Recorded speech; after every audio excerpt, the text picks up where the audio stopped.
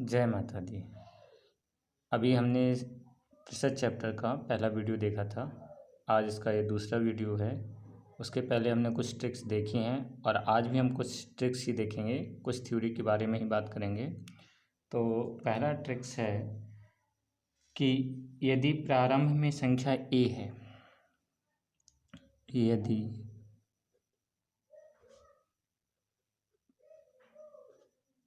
प्रारंभ में संख्या ए है और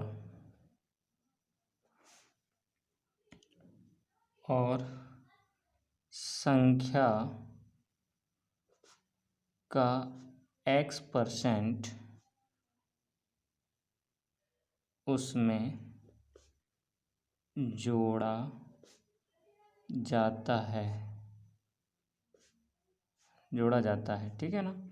और फिर पुनः नई संख्या मतलब x% जोड़ने के बाद नई संख्या का y% उसमें जोड़ा जाता है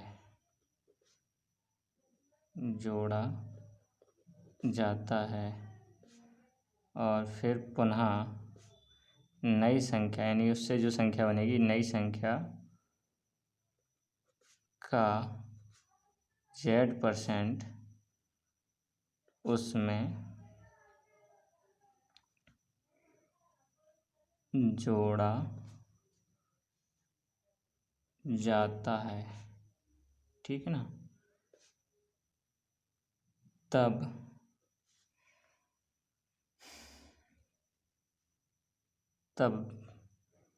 प्रारंभिक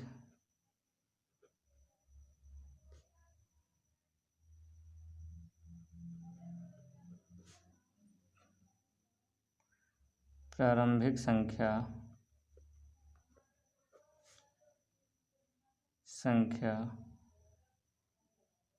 हो जाएगी, यानी अंत में जब z% वृद्धि हो जाती है तो उसके बाद प्रारंभिक संख्या क्या हो जाएगी, तो यानी कि नई संख्या बनेगी। नई संख्या बराबर क्या बनेगी, नई संख्या बनेगी a इंटू 100 प्लस x, फिर 100 प्लस y और 100 प्लस z और अपॉन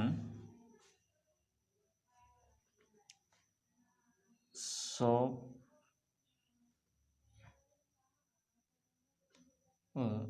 इंटू 100 और इंटू 100, ठीक है ना। तो ये चीज़ हो जाएगी। अगली ट्रिक है, यदि एक शहर की वर्तमान जनसंख्या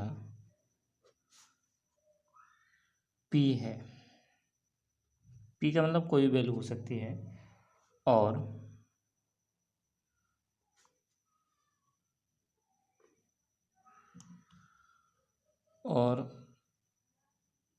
उसमें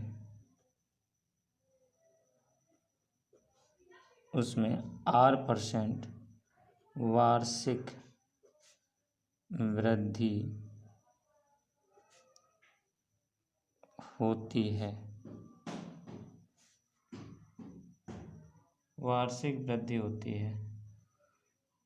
तब n वर्षों में जनसंख्या हो जाएगी, तब n वर्षों में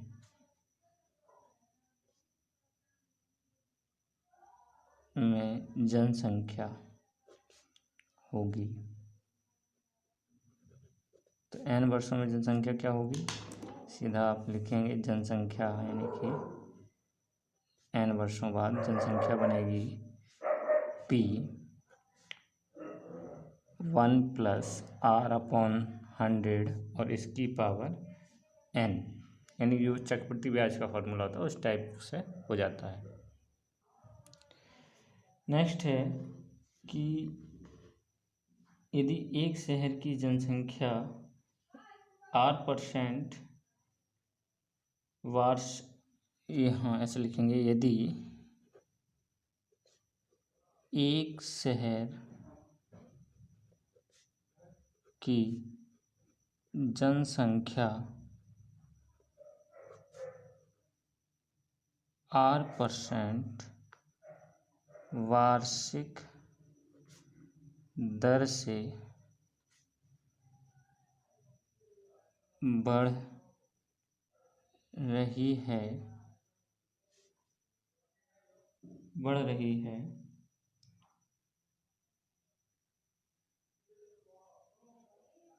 और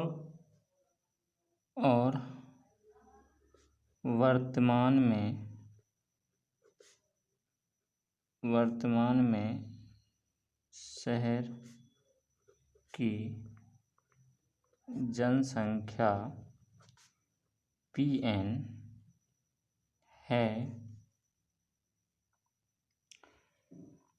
है, तब n वर्ष पहले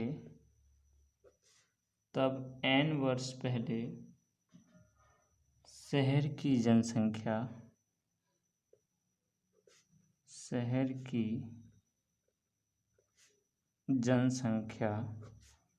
थी। तो n वर्ष पहले क्या थी ये हमको बताना है। तो जनसंख्या हम निकालेंगे कि जनसंख्या हो जाएगी, जनसंख्या क्या हो जाएगी,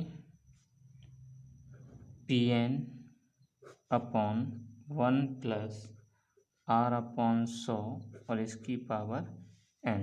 तो ये n वर्ष पहले जनसंख्या हमारी निकल आएगी, ये क्या होगी। अगला है कि यदि एक शहर की वर्तमान जनसंख्या P है और उसमें r% वार्षिक कमी हो रही है, तब n वर्षों में जनसंख्या होगी। तो जहाँ वृद्धि होती है तो वहाँ प्लस लेते हैं, और जहाँ पे कमी होगी वहाँ आपको माइनस ले लेना पड़ेगा, और फार्मूला सेम रहेगा P1 - r/100 और इसकी पावर n। इसी तरह अब नेक्स्ट अगर हम देखें कि यदि एक शहर की जनसंख्या 8% वार्षिक दर से घट रही है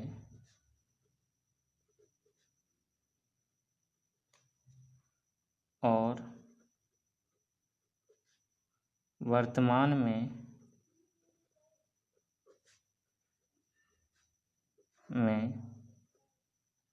शहर की जनसंख्या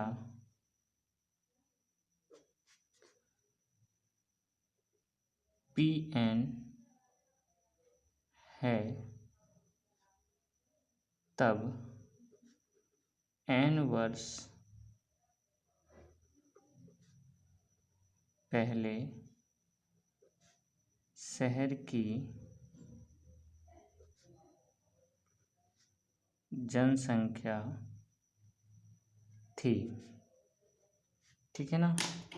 तो इसके लिए बन जाएगा, यानी कि जनसंख्या हो जाएगी आपकी, जनसंख्या क्या हो जाएगी, यहाँ पे क्या हो रही है, घट रही है, तो ये हो जाएगा Pn/1 - R/100 और इसकी पावर n। ठीक है, अब नेक्स्ट पे देखते हैं। नेक्स्ट है कि एक शहर की जनसंख्या P है, एक शहर की जनसंख्या P है, इसमें पहले वर्ष में X% की वृद्धि, X% की वृद्धि होती है, दूसरे वर्ष में Y% की वृद्धि होती है और पुनः तीसरे वर्ष में Z% की वृद्धि होती है। ठीक है ना, Z% की वृद्धि होती है। तो 3 वर्ष बाद जनसंख्या होगी, 3 वर्ष बाद जनसंख्या होगी। तो 3 वर्ष बाद जनसंख्या क्या हो जाएगी, यानी कि अगर हम जनसंख्या निकालेंगे 3 वर्ष बाद, तो वो बनेगी P 100 + X 100 + Y और 100 + Z अपॉन 100 × 100 और × 100, ये चीज़ बन जाएगी। इसमें देखिए, इसमें तीनों में क्या हो रही है, वृद्धि हो रही है। अगर वाई दफ़े कहीं कमी होती तो उसको हम माइनस ले लेते, जैसे मान के चलो पहले वर्ष में वृद्धि हुई, फिर वाई दूसरे वर्ष में अगर कमी हो रही होती तो यहाँ पे माइनस आ जाता। तो जहाँ कमी होगी वहाँ माइनस ले लेना है, जहाँ वृद्धि हो तो वहाँ आपको प्लस ले लेना है। ठीक है ना, इस चीज़ का याद रखना, ये केवल हमने वृद्धि को लेके ही बताया है, लेकिन अगर कमी भी होगी तो आपको वहाँ पे माइनस कर देना है।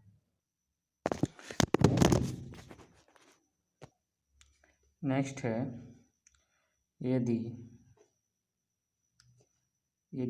एक शहर की जनसंख्या पहले वर्ष में X% बढ़ती है और दूसरे वर्ष में Y% घटती है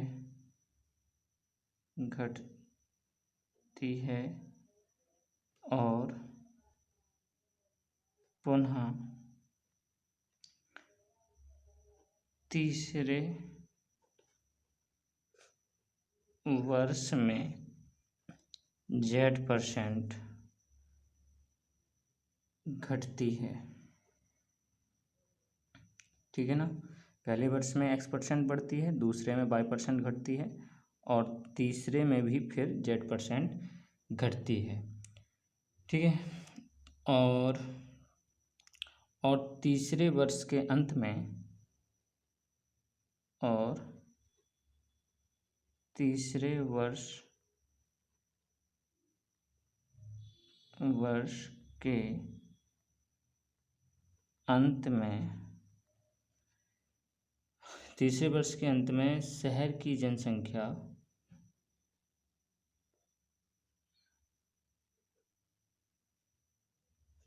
शहर की जनसंख्या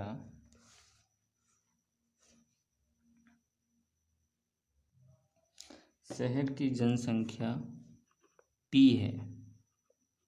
तीसरे वर्ष के अंत में कितनी है? P है। तब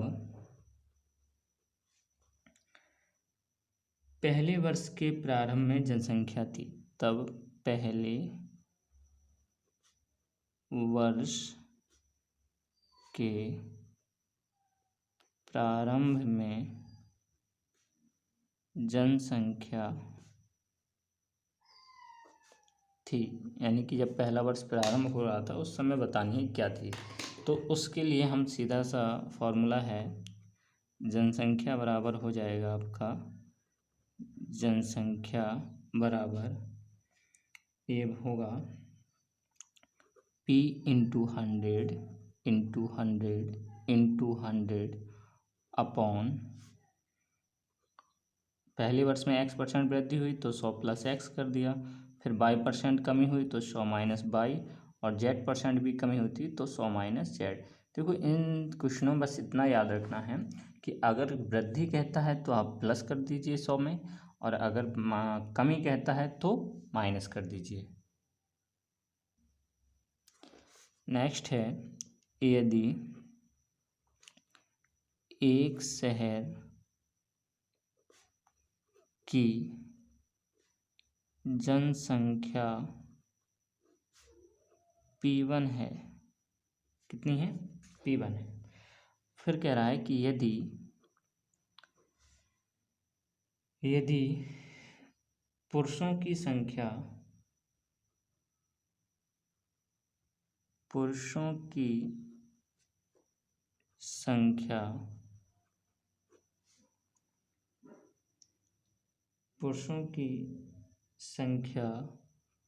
में x% की वृद्धि तथा महिलाओं की संख्या में y% की वृद्धि होने पर y% की वृद्धि होने पर शहर की जनसंख्या P2 हो जाती है। ठीक है, यानी कि अगर पुरुषों की संख्या x% बढ़ जाए और जो लेडीज हैं उनकी संख्या y% बढ़ जाए तो जो शहर की कुल जनसंख्या होती है वो P2 हो जाती है। तब हमको निकालना है तब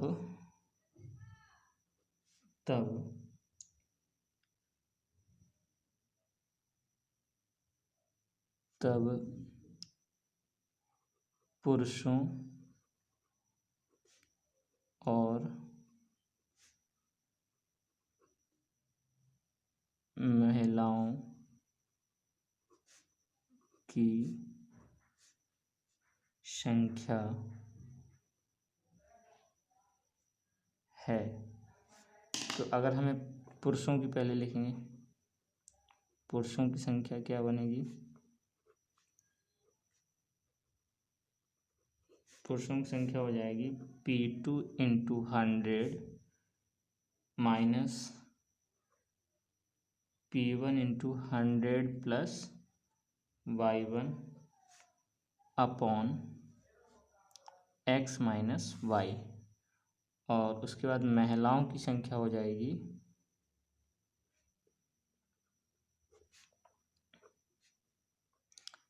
क्या हो जाएगी? P2 into 100 minus P1 100 plus x और अपॉन y माइनस x। ठीक है, ये आपके निकल आएंगे।